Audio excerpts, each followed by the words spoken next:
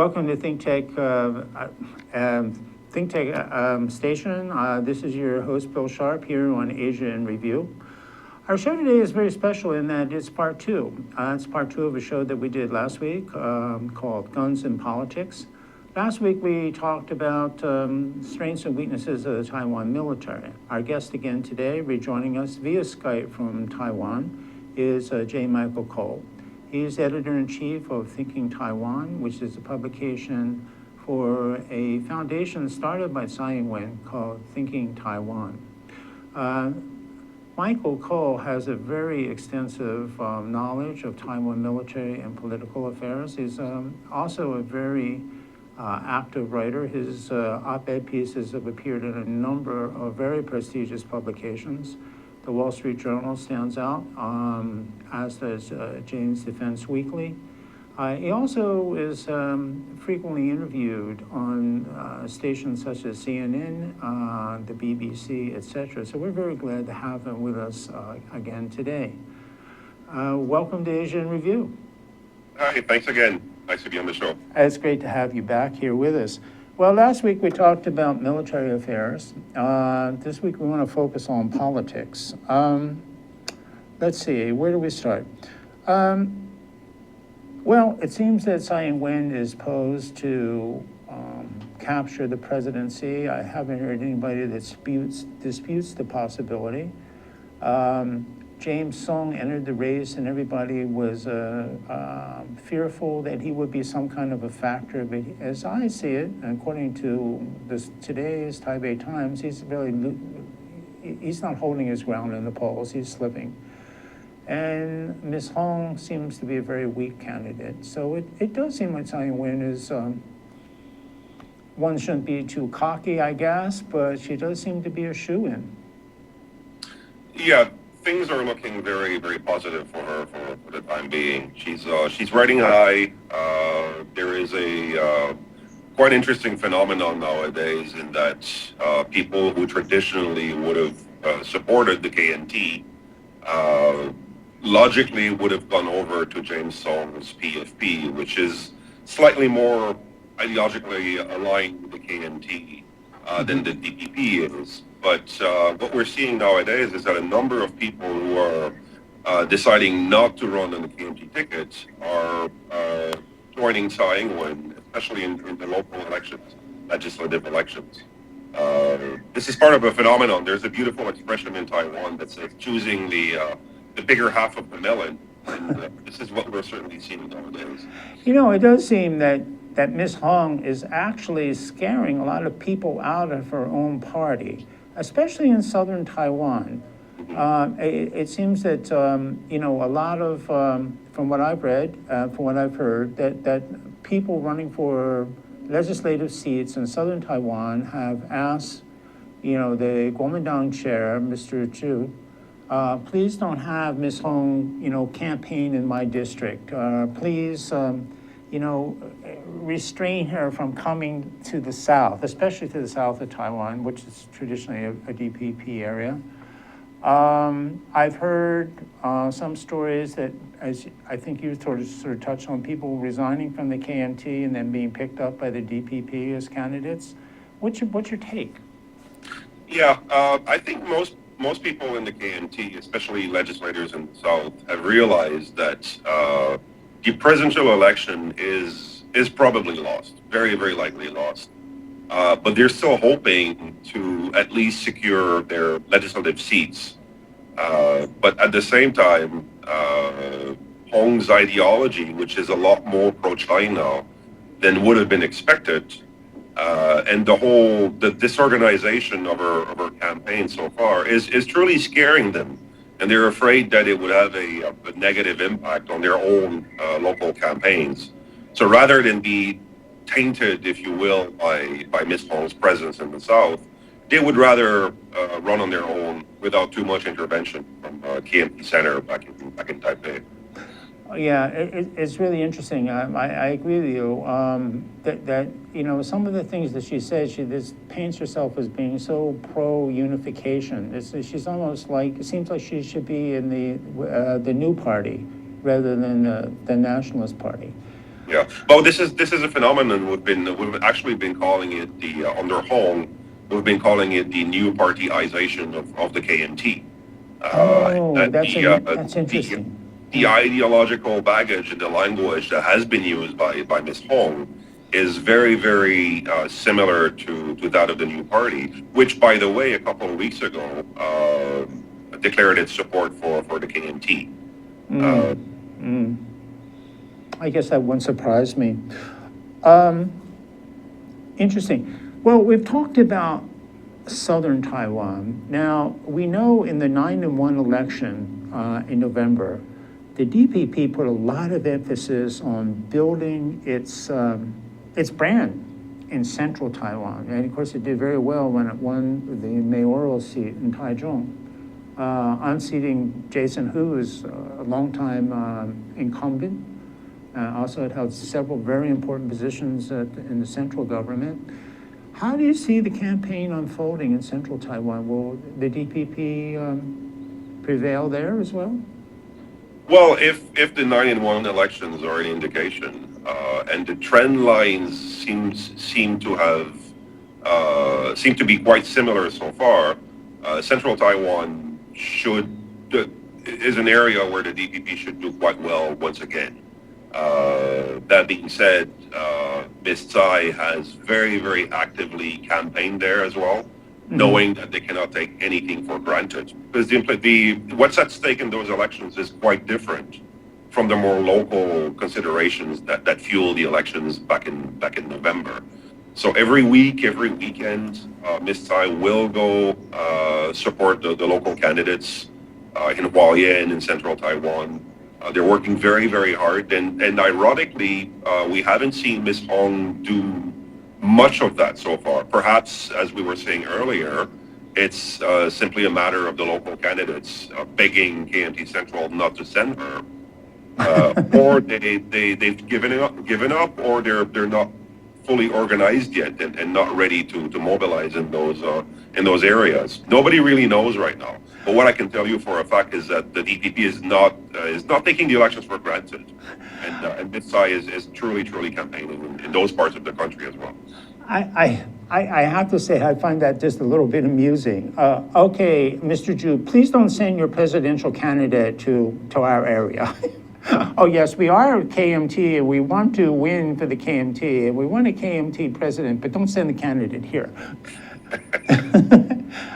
I don't know. I mean, I've heard of, people running for the highest level office in whatever country they might be, and they don't want the current occupant of that position to campaign because they've got some baggage that they built during their term of office. But I mean, she has not been in that position before. And it just, I don't know, I have to say, I find it just a bit amusing.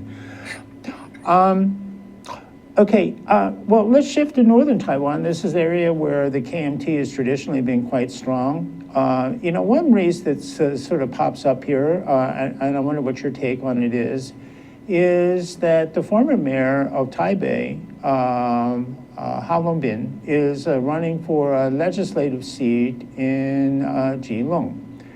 What's your guess on this race? How do you think he'll come out? Do you think he'll prevail? I mean, supplanting himself from Taipei to Keelung. Well, he's being parachuted there, so obviously his brand name will give him a few votes. But that being said, initially there were rumors that he would try to run in Tainan. I had heard that, yeah. Taiwan, which is very, very the heartland of the deep greens, if you will. That didn't fly, so evidently they had to find another location where his likelihood of success was higher. And Keelung is it's going to be a tough battle. He's running against a rather well-known individual from the People First Party as well. But again, he is not much of a known commodity in that part of northern Taiwan. Plus, he will also be possibly dragged down by his associations with the current administration as a deputy chairman of the Kuomintang as well. my belief is that if he were to run as an independent, he would probably do better. Because again, his image is being tarnished, if you will, by his association with the KMT. Wasn't he in the in the first party at one time? Pardon?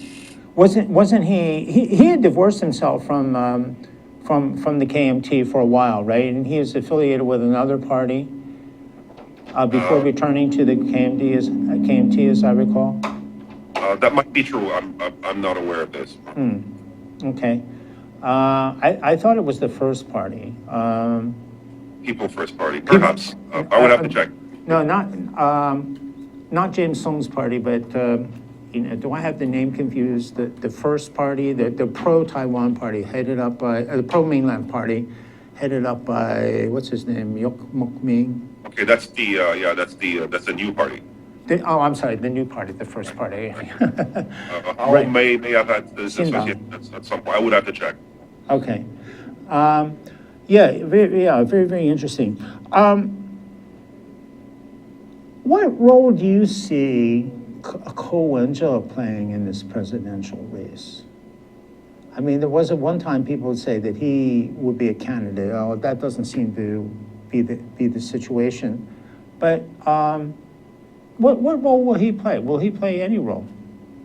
Well, he will play a secondary role, if you will, in that he is the very emblem of the kind of cooperation that the D.P.P. is now willing to make with what we refer to as the third force. Right. The reason why Ko Wen-je is mayor of Taipei today is largely due to the fact that at some point the D.P.P. decided not to field its own candidate in the 9-in-1 elections in November for Taipei, for example, realizing that Mr. Ko had much better chances of prevailing against his opponent in the KMT if he were not also facing a D.P.P. candidate, which would have split the Green vote. Even though Ko Wen-je was running as an independent, once again, ideologically, in terms of his ambitions and all that, he is certainly green-leaning. So yes, right now, the mayor of Taipei is not a DPP member. That being said, he certainly is someone who will work very closely and work well with the DPP. Now, for the current elections, there are a number of smaller new parties as well that have emerged since the sunflower occupation last year. And Ms. Tsai is once again replicating that formula in that in different localities they conducted opinion polls. Saw that the third force candidate was doing better at the polls than a combination of DPP legislators. They decided not to field a DPP candidate and have the third force candidate represent the district instead. This is a very interesting strategy that DPP has, as you said, as you put your finger on the Ko Wen-je strategy, but taken down to the legislative level. It would seem that this is a win-win situation. The DPP supports these people from the New Power Party and the Social Democratic Party, which have some very photogenic figures with them, like Freddie Lim. I just wonder if they get elected, if they're really going to be cooperative in the legislature, if they're going to kind of want to go their own way and meander, or how much influence the DPP, how much payback the DPP will get, if we want to put it in really fairly crass terms. Well, we must realize that the smaller parties, if they do get elected at all, will only secure a few seats. Right.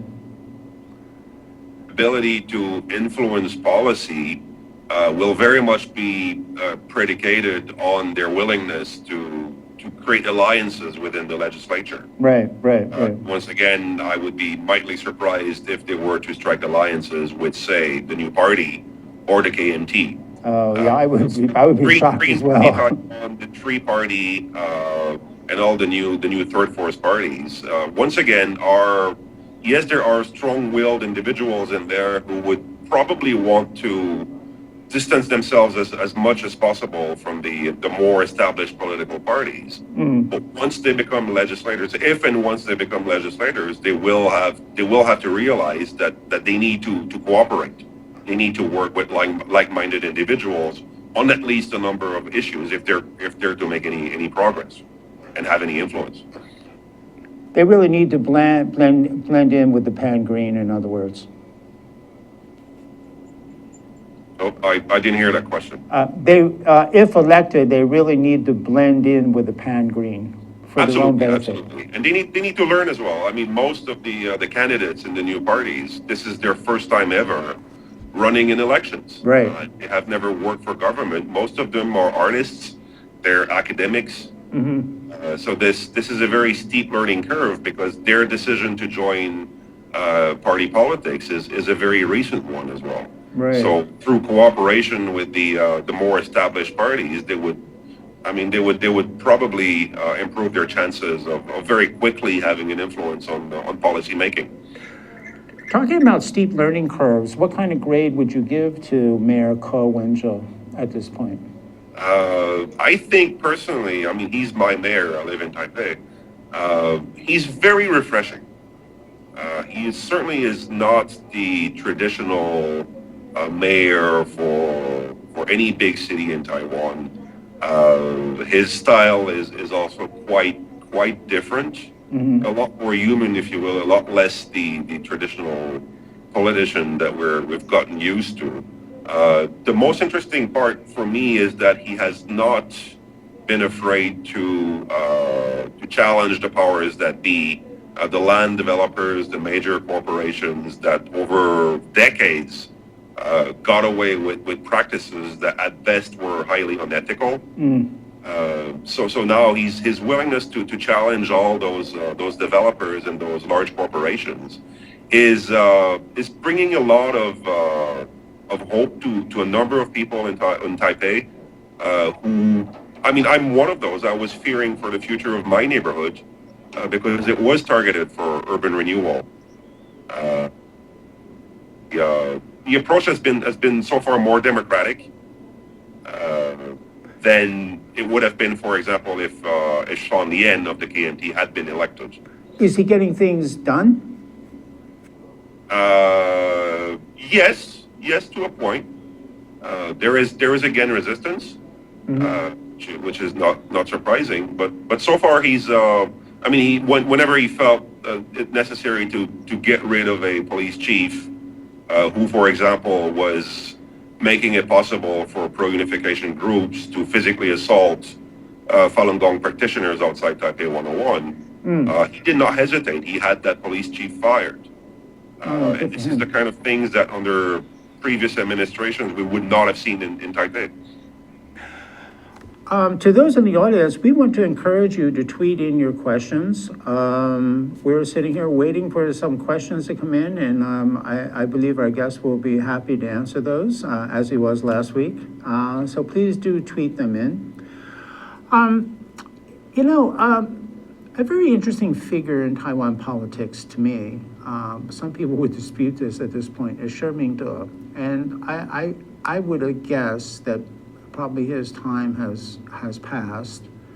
But he does pop up every now and then and say some useful things, like encouraging people to use their second ballot. In Taiwan, as the audience may or may not know, it's a two-ballot system. Most people vote the first ballot, but a high percentage of them just ignore the second ballot. And he gets out and he goes around the country encouraging everybody to use the second ballot. And I think that, he did something also recently that I thought was pretty interesting. He said, well, the government's strapped for money. Why are they giving politicians all this money, 30 Taiwan dollars per vote that they get at the end of the election season? And I thought that was a pretty constructive idea. But it does seem like his time's come and passed. In a way, to me, it's kind of a shame. I mean, I think he made some pretty solid contributions to Taiwan society, but I wonder what your take is. And then I guess we'll have to go to break. There is no doubt that he did. Unfortunately, starting under the Chen Shui-bian administration, when he decided to join the Red Shirts, who were trying to depose Chen Shui-bian. From then on, he started occasionally saying things that were either inconsistent uh, and in some occasions were rather bizarre.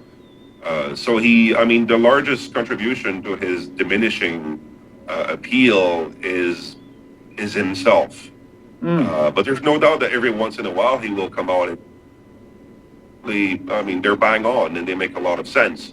The problem is that he himself has largely diminished his audience. So not a lot of people are listening to what he says.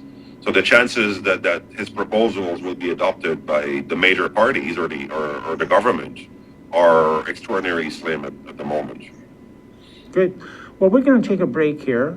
You're watching Asia in Review. I'm your host, Bill Sharp. My guest today, joining us via Skype from Taiwan, is J. Michael Cole.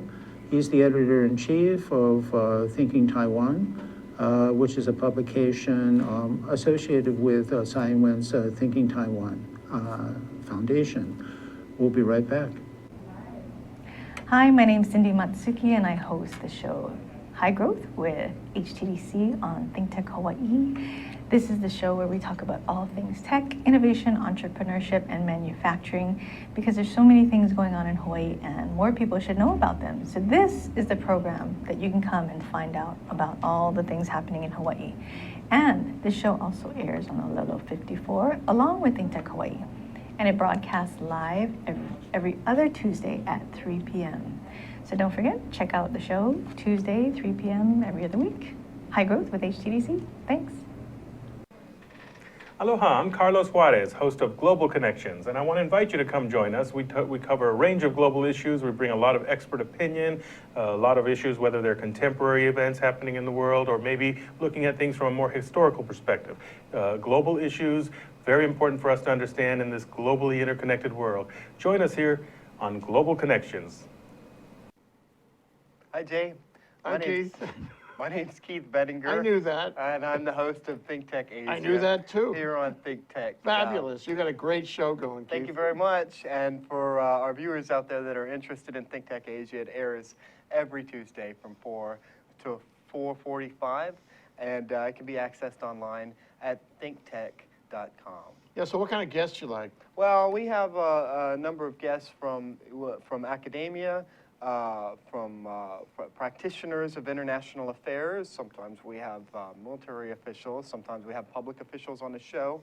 And our goal, we try to talk about current issues in South Asia, Southeast Asia, East Asia, and Central Asia, all throughout the Asian realm in more depth than you would find in traditional mainstream. That's the difference, isn't it? Exactly. That you're reaching out beyond what ordinary news media would do. Right. That's why we like you so much. We're trying to provide a thinking person's perspective, an intelligent perspective on what's going on, and we're both sides of the story, or even when there's more than two sides, we try to cover every angle. And I think that's one of the big benefits that we provide here at ThinkTech. Is it's a really innovative source of educational programming for the people of Hawaii. You're great, Keith. You are a great host. You got a great show going on. I watch it every week. Thanks very much. Why don't you guys watch it every week too, okay? 4:45 to 4 to 4:45 every Tuesday.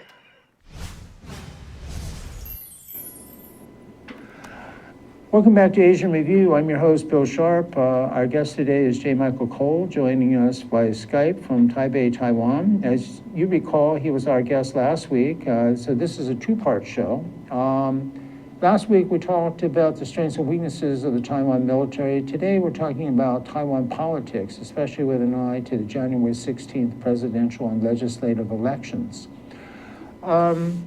Before we go any further, I wonder if we could put up that explanation of how to see previous episodes of the show for folks that might miss one. Can we get that up? Okay, I guess we're having a problem with that, so we'll just move on. Well, let's get to the real nitty-gritty here. The status quo. What is the status quo? I mean, Tsai Ing-wen says she will maintain the status quo, but nobody's ever quite sure exactly what the status quo is. And it seems that the more people you ask, the more possible definitions of the status quo pop up. So, what is the status quo? Well, my definition of the status quo, to add yet one more definition, is basically the acknowledgement Taiwan has de facto independence. It continues to elect its government. It has its armed forces. It has its own unofficial diplomatic relations with pretty much every country on the face of the planet, and official relations with about 20 of them. And it is Beijing and Taipei basically agreeing to disagree on the future, agreeing not to sit down and talk about politics or Taiwan's political future. Now, that being said, there is no such thing as a static status quo in the Taiwan Strait. It's always very dynamic. So if, for example, there is no progress being made in terms of diplomats from both sides of the Taiwan Strait sitting down to discuss political future, everything else that occurs in terms of economic exchanges, track 2.5, diplomacy, conferences, is still aimed, at least on Beijing's part, at slowly changing the status quo in its favor, which as we all know, is eventually or ultimately for Taiwan to be annexed or included into China. Now, the status quo in Taiwan has a lot of appeal, mostly because it's a euphemism for independence without using the dangerous word independence. But if you ask the majority of individuals who support the status quo, the reasons why they do so is largely because they want to maintain their way of life. They want to maintain their liberal democracy. And it is very much in opposition to the system that currently exists in China that in fact seems only to be hardening and becoming even more repressive. So for the Taiwanese side, status quo is a very convenient way of ignoring the belligerence on China's side, or the desire to bring about unification. You know, that's very interesting. A lot of big issues going on in the mainland right now. Of course, we had the devaluation of the yuan, the realization that the economy is not doing nearly as well as the government on the mainland would like a lot of people to believe. It seems people could accept a trimming of the growth rate from 8% to 7%, but now it's, I think, reasonable to say it's dipped below that. Some people would say it's dipped as low as, it will dip as low as 5%. I'm not quite sure I buy that, but economic growth seems to be becoming a lot harder. A lot of people in China seem to be waking up to the fact that capitalism is not all peaches and cream, that there's definite downsides to it. I mean, basically, since China opened to the world, it's been on an uphill swing, but you know, they're experiencing the other side of the coin now. You know, I always think that China basically is a very fragile place. When I see the great security apparatus all over China, I mean, if you go on a subway, you have to go through a metal detector. There are armored cars out in front of train stations. Plainclothesmen police are mixed into crowds of all kinds. This is a society that's, that seems to me not all that secure. And as as the economic situation becomes, you know, less prosperous than it has been, I wonder if this will have any impact on the mainland's policy towards Taiwan. Do you have any inclination about that, or any?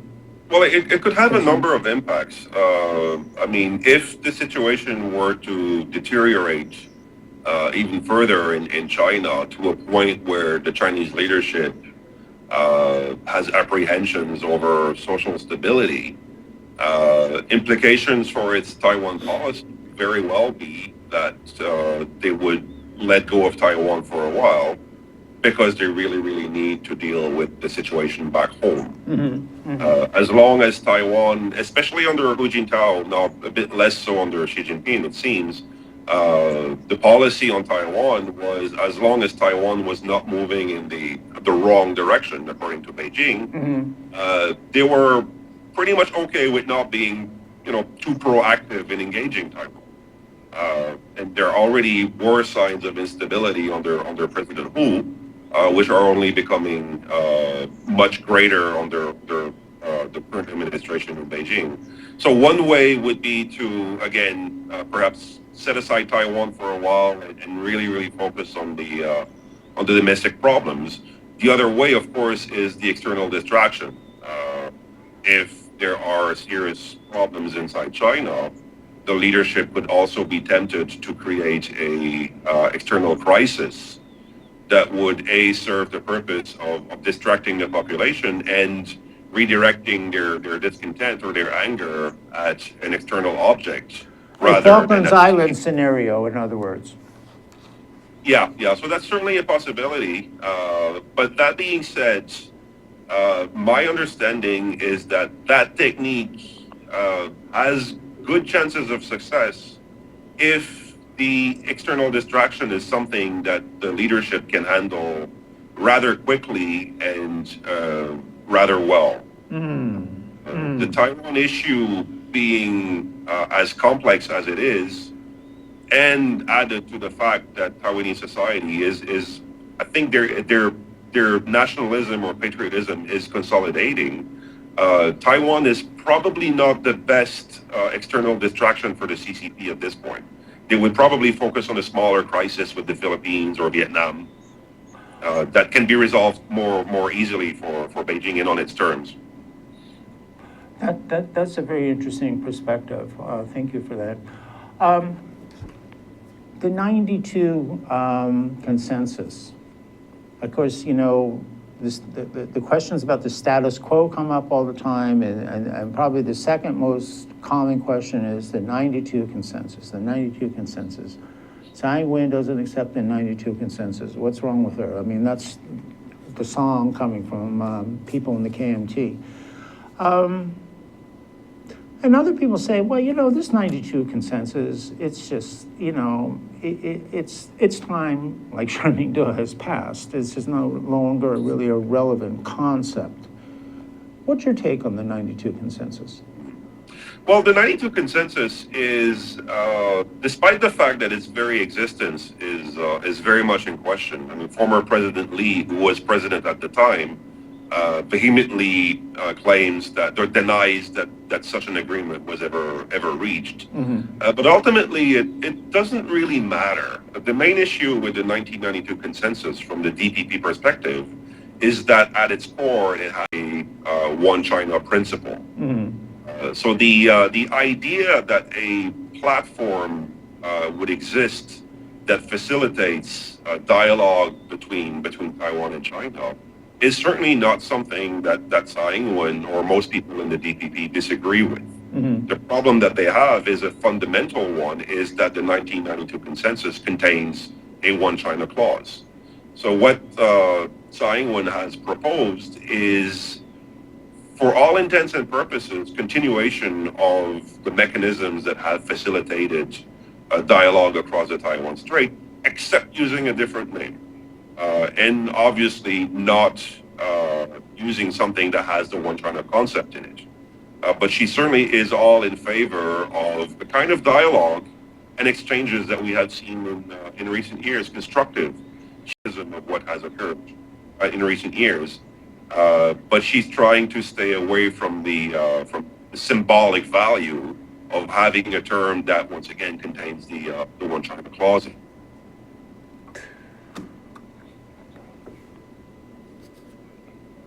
Okay, I see what you're saying. So basically, okay, Tsai Ing-wen doesn't accept the 92 consensus, and as you say, it's sort of it's sort of a facade anyway, and even Hsiu-chu, who's the one that coined that term, admits that it's sort of a false concept. So this really gets us back to Tsai Ing-wen's status quo. Well, we'll follow the status quo, doesn't it? I mean, basically, the status quo says we want things to keep going as they are. We want constructive interaction with the mainland. She might not say this quite as clear as this next part. We want to remain doing our own thing, and we want a good relationship with the mainland, but, you know, we're happy with the way things are here now. I mean, basically, that's her version of the status quo, which sort of nullifies the whole 92 consensus. Well, it nullifies the one China concept that is embedded in the 92 consensus. Okay. But I wouldn't go as far as saying that she nullifies the 1992 consensus. She would certainly, she certainly proposes to continue in its spirit, if you will. Okay. But again, under a different name. Even I'm not even sure that a name is needed, as long as the mechanisms that facilitate dialogue continue to exist. But you're absolutely right. The status quo is, in her understanding, and certainly in the understanding of most Taiwanese, is more of the same. People are comfortable. The majority of Taiwanese are certainly not against engagement with China, as long as that kind of engagement does not cross certain lines that then would threaten their way of life, the sovereignty of their country, their liberties and democracy. The Hong Kong example is something that has a lot of people in Taiwan worried, because they're Rightfully seeing so. the kind of impact that closer relations can have on a society over time as well. And there's no reason to believe that the CCP would act any differently when it comes to Taiwan's civil liberties as it has when it comes to Hong Kong. Right. Another reason why Hong is not doing well at the polls is that she has repeatedly said that the status quo should no longer obtain. She has said that Taiwan and China need to go beyond the status quo. And beyond the status quo in the minds of most Taiwanese is something that they do not desire. And a lot of people who are highly uncomfortable with the idea that Taiwan and China would move beyond that status quo as well. Good points. Good points. Yeah, you gave us a lot to think about there. Where is the Taiwan big business community going to line up? I mean, they undoubtedly see the Kuomintang's going to lose. To what degree will they support Tsai Ing-wen? To what degree will she embrace them? Well, this is all contingent on her party's ability to reassure them. And when she promises continuity, there is also an element of signaling in that their own business interests, their own prosperity, would not be unduly affected by a return of the D.P.P. In office in 2016. Tsai has worked very, very hard with the business community in recent months. Has lots of connections, has individuals in her party and here in her foundation who are also very, very close to the business community. So, I mean, we constantly hear about Tsai trying to reassure Beijing that things would not change dramatically if she were to become president. What is much less discussed, but no less important, is the fact that Tsai has also worked rather closely with the large business, large and medium-sized business community. And these people are most of them are proud nationalists, they're proud Taiwanese as well, and they see their work, even if they are the so-called Taisang or are based in China, they see their work as contributing to their homeland, to Taiwan's economy. Right. If they have to do it in China, so be it. That does not mean that these people would readily sell out Taiwan if that were necessary, or for the sake of of securing their business interests. Like the people who are living here permanently in Taiwan, there are certain lines that these people would not want to see crossed either, even in the name of expanding business interests and all that. We just showed an image of your book, but it was a brief image. Let's get that up again. Can we get the image of Mike's book up there? Black Island, 2 years of activism in Taiwan. You get a good shot of it. I know you can get it on Amazon because I checked it out the other night. And, you know, it's clear that J. Michael Cole is very, very knowledgeable about Taiwan, so this is probably a book that you want to get. Well, we've got a couple minutes left here, and, Tsai Ing-wen a few months ago sent out 5 goals that she wanted to achieve if elected to office, and one of them was to reduce polarization in Taiwan society. How will she do that? Well, that will be a huge challenge because Taiwanese society is certainly highly polarized. It's reflected in its media, and unfortunately, it's often reflected in the inability of the main political parties to act in the interests of the nation. Theirs is oftentimes, far too often, a zero-sum game. It's scorched earth politics. What gives me hope, and what I truly believe the reader would get from my book Black Island, is that the future remedy to that kind of polarization lies with Taiwan's youth, lies with young individuals who are, to put it mildly, sick and tired of the old polarized ways of doing politics in Taiwan.